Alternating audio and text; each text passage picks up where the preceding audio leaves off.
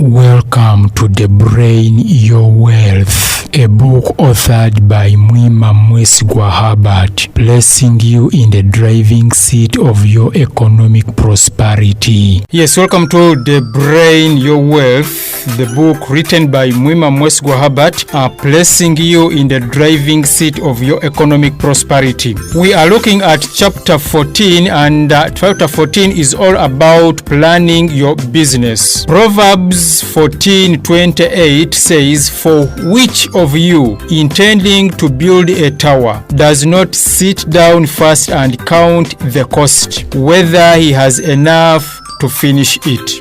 Very many times people have been advised that before you begin any business, or if you have a business idea, it's always better for you to first write a business plan. You'll find another person who tell you that, look, a business plan is not so much important because you can begin a business without a plan. However, when it comes to the need of you getting sponsors, the need of you getting funders, that's when you can come up with a business plan. Either way, it doesn't matter whichever.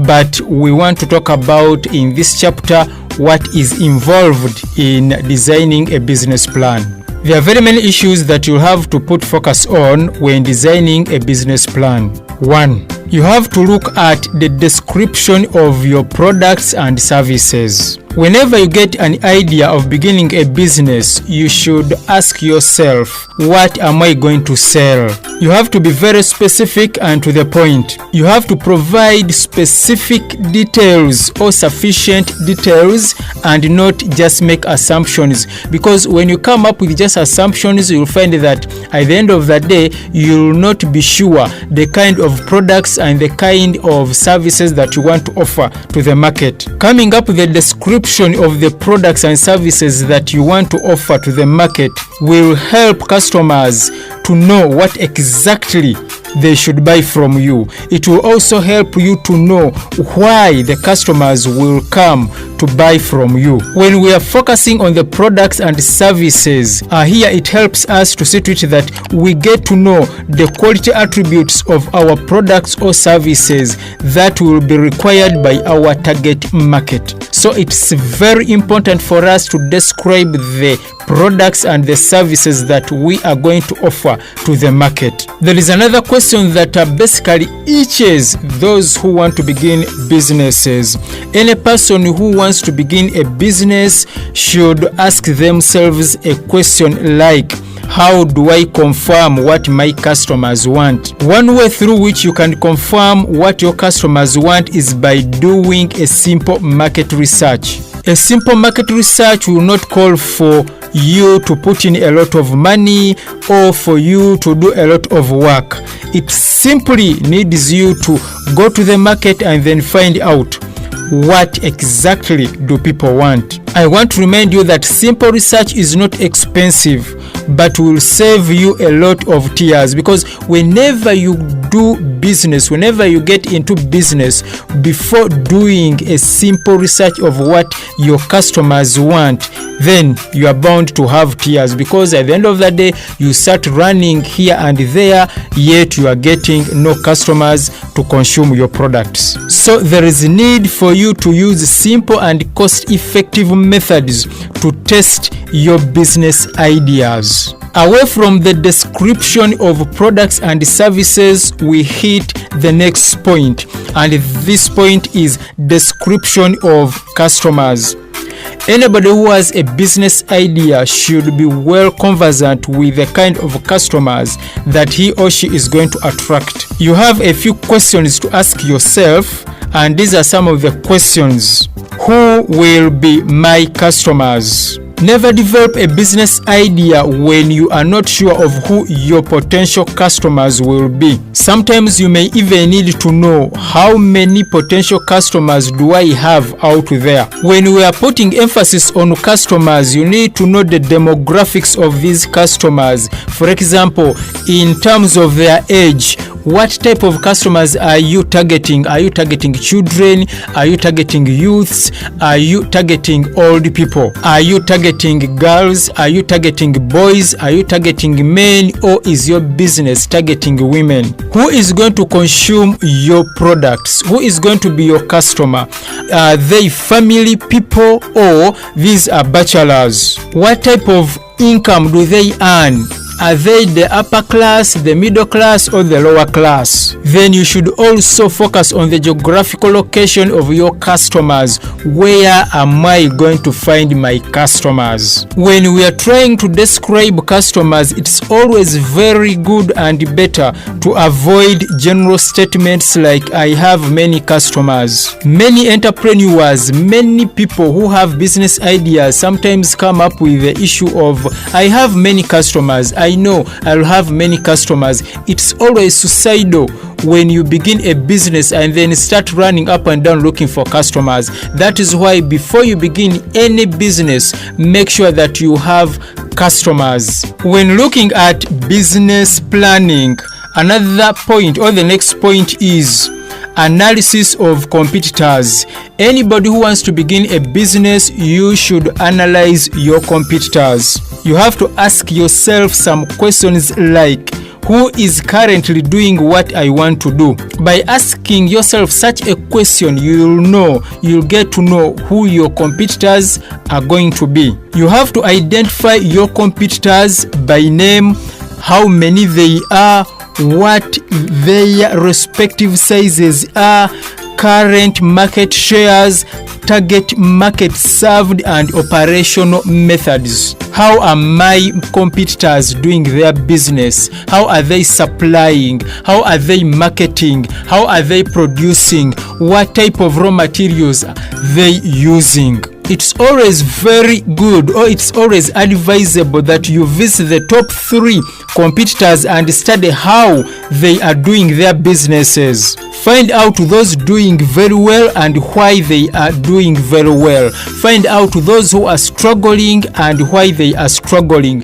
because it will help you so that when you get into that business, you will at least also know how best to maneuver here and there. In case you are struggling, you will know what you should do to see to it that your business stops struggling. If you are doing well, you'll know, you'll have the methods, the procedure on how best you can stay up. In case there are some people who have failed in the business that you want to begin, it's always good to do that simple research to find out why those people failed, what they should have done not to fail, so that you don't make the statistics of those who will also fail in that business idea that you are developing. Remember, you are listening to the audio of The Brain Your Wealth, placing you in the driving seat of your economic prosperity, a book that was written by Mwima Mwesigwa Herbert. After doing an analysis of your competitors, then we can move to the next point, and this point is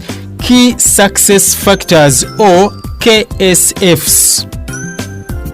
You will ask yourself some of these questions. What do I need to do very well to succeed in this type of business? The answer to this question, you will find it especially when you visit the top 3 top competitors in the idea that you want to develop. It's always advisable and always good if you write down 5 to 6 key things you need to do well, and these key things is what we refer to as the key success factors, or the KSFs. After looking at the key success factors, we now head to the next question that we need to ask ourselves when designing our business plan. You need to ask yourself, what is my strength, or where is my strength, or where are my strengths? What we mean by this is, what advantages do I have that others don't have?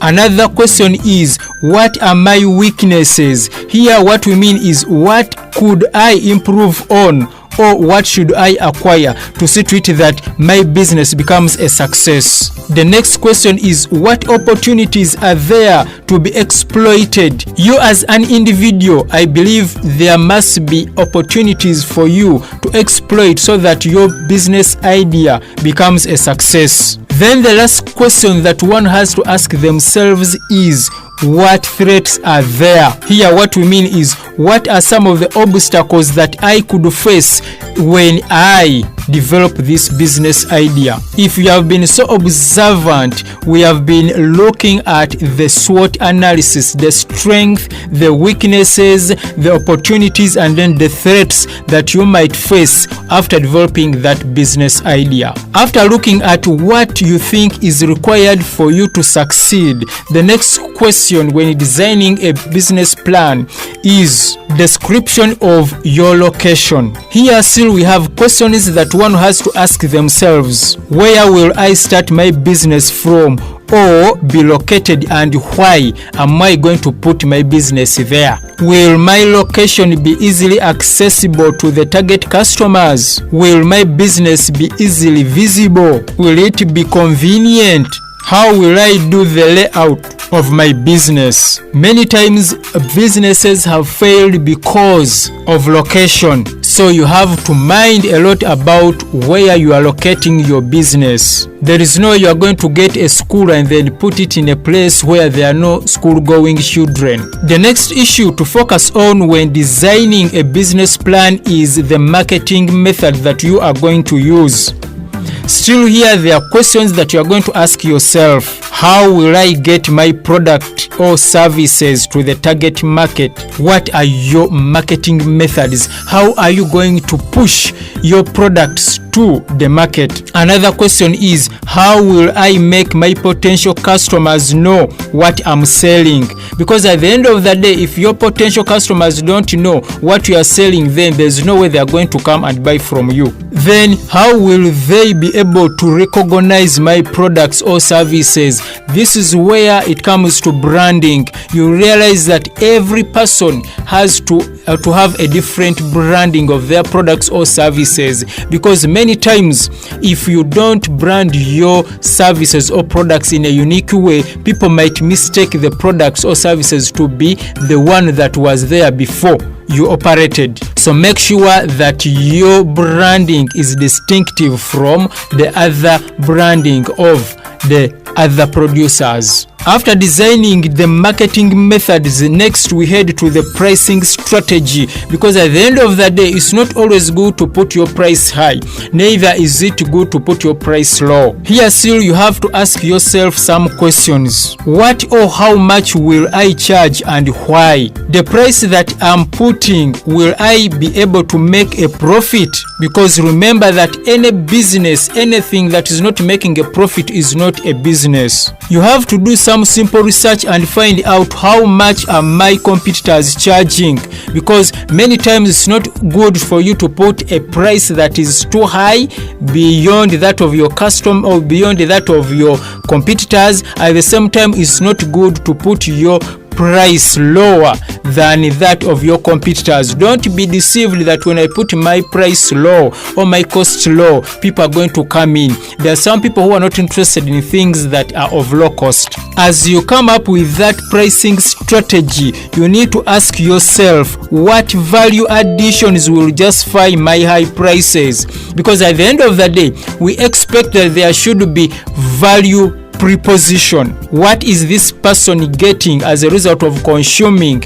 your product or as a result of using your service? Then lastly but not least, remember that we need also to focus on where the capital is going to come from, because before you establish your idea, you should know how much capital that you need, and then you should know where you are going to get the capital from. Here still you have to ask yourself some few questions like, how much capital will I need to implement my business idea? From what sources am I going to get my capital from? When we talk about the sources of capital, you can listen to the audiobook of The Brain Your Wealth, Chapter 8. It will give you the 7 sources of capital. That is why I tell you that you don't need to miss any chapter of this book, because one chapter builds onto the other. Still on the issue of capital, there is a question you need to ask yourself. What will I do in case I don't have, or